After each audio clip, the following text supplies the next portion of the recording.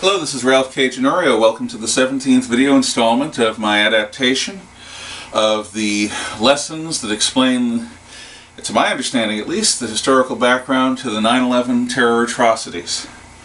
Episode 16 dealt with anti-Semitism during the Great Diaspora, from the time when the Jews were expelled from their homeland in the year 135 until they returned in 1947. For 1812 years. That's as many years as from the birth of Christ until Napoleon invades Russia. That's a long time. Jews lived as strangers in a strange land. They did so in part on purpose, to preserve their distinctness as a people, as a faith. They did so also at peril, because to be out of the norm, to set yourself apart, is to invite attack, because human nature unfortunately has a dark, nasty, tribal side. So the great historian of the Holocaust, Raoul Hilberg, in his masterwork The Destruction of the European Jews, says that anti-Semitism in its real form can be divided into three basic types. The first type we've gone over: you may not live as one of us.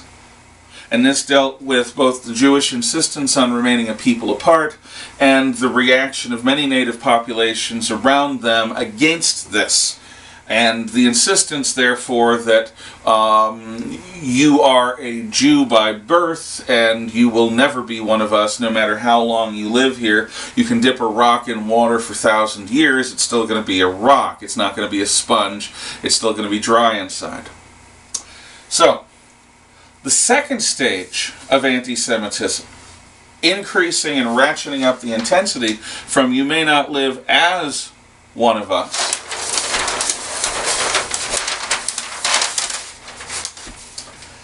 you may not live among us. Now, in the Middle Ages, there were, in different times and places, a series of anti-Semitic laws that made it clear that Jews were a people apart and they were not to live as one of us or even among us. One of the things that the National Socialists revived in World War II was wearing the gold star, or wearing a kind of yellow or gold cloth scarf if you're a woman, or some article of clothing if you're a man, to identify you to anyone who wants to notice as a person set apart as a Jew. So if you're a young man, you're walking down the street, you see a beautiful woman on the other side of the street. Ah, she's got that scarf on, she's wearing that color, she's a dirty Jew. It allows the separation of this group on sight, so that you can immediately not waste your time thinking of them as a normal human being.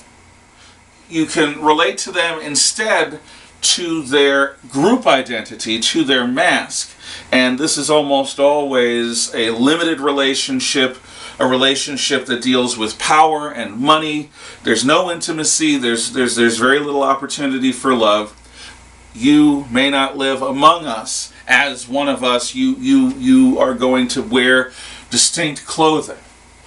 And these anti-Semitic laws also restrict what Jews can buy, what they can do for a living, and so forth. Again, they varied from time to place, and in most times and places they tended to be temporary. The second ratcheting up of this is the establishment of ghettos. Now, Americans, since the 1960s and 70s, when we hear the word ghetto, we tend to think of a black or a Puerto Rican. I'm a New Yorker, that's the terms we think in, of an African American or some kind of minority ethnic enclave, where there are few economic opportunities, where there's a lot of urban blight, where there's gangs and crime and all sorts of nastiness, a low-rent neighborhood par excellence. Well, that isn't really a ghetto. That's a slum, it's not a ghetto. It may be an ethnic neighborhood, it's not a ghetto. And by the way, the same thing was thought of Irish and Italians in their day, and even Germans to some extent. Ghetto particularly refers to a Jewish neighborhood that is set aside in a medieval city or town.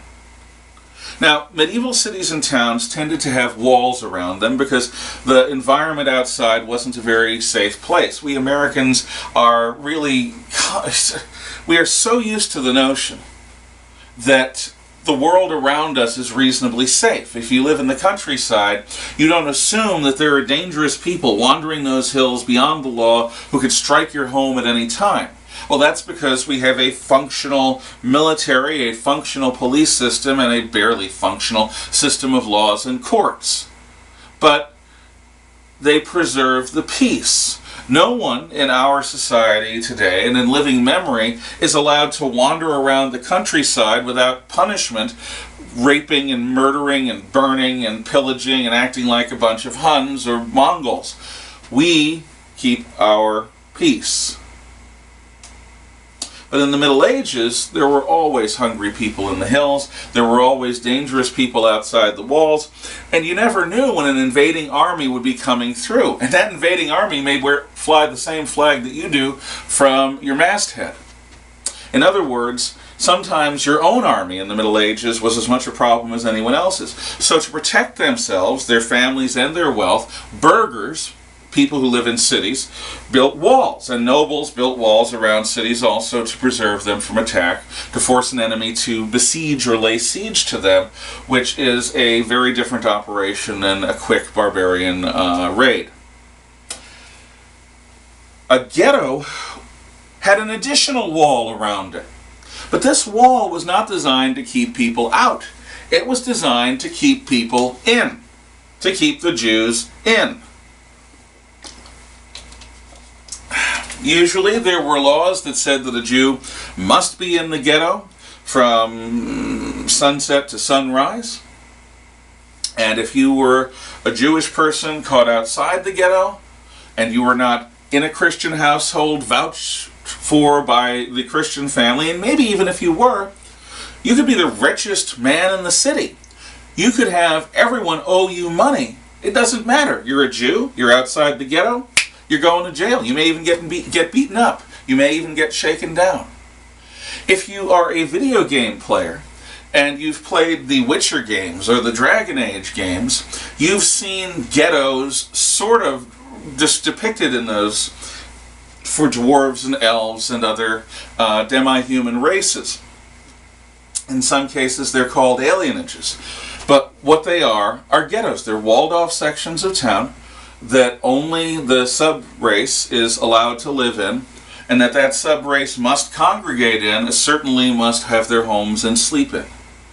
So the ghetto is to keep the Jews away from the nice people at night, and to limit what they can buy, even if they are the wealthiest people in town. Now, the usury laws that prevented Christians from going into banking became defunct around the time of Columbus and Martin Luther, a little before actually.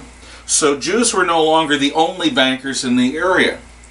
But again, because of hard work and traditions of education and insistence on accepting no mediocrity when it comes to bettering yourself, Jewish people tended to be more highly educated, more professionally successful, and more wealthy than the average native person around them, provoking the envy that I was talking about last time.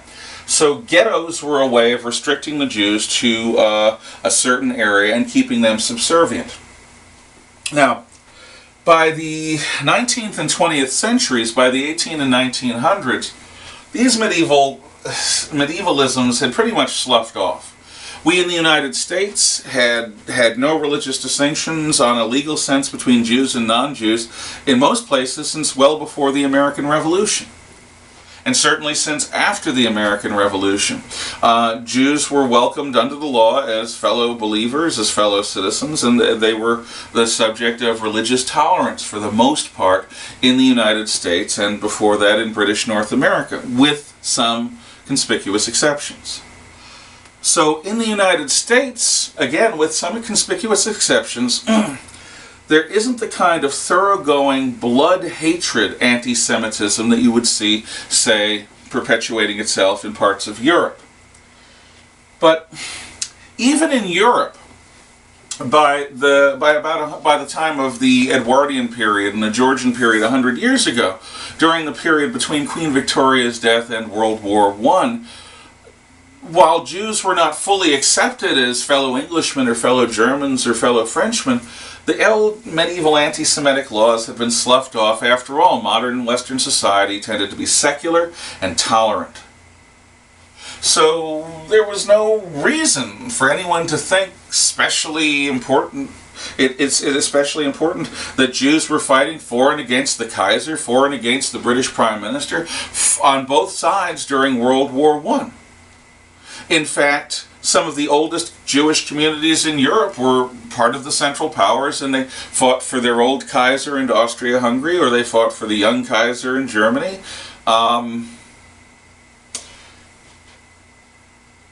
But after World War I, as the diseased thought that blends national tribalism, nationalism, with socialism, materialism that strips away the existence of any kind of moral code, and produces the proverbial African killer bee of fascism or National Socialism.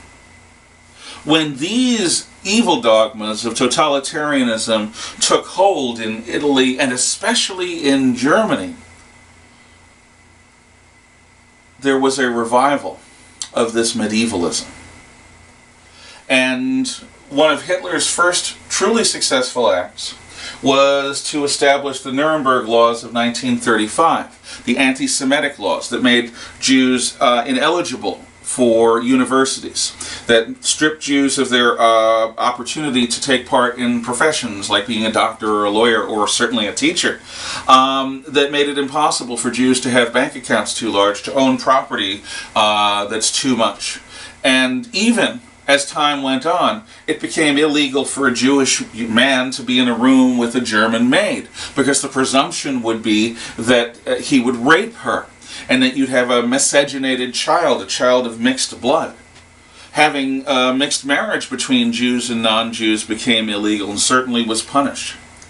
So the government in National Socialist Germany revived the anti-Semitic laws of Europe during the Middle Ages and intensified them by all the powers of the modern police state, radios, bureaucracy, and established a thoroughgoing control over the Jewish people that grew and grew and grew and made them more and more and more into unpersons.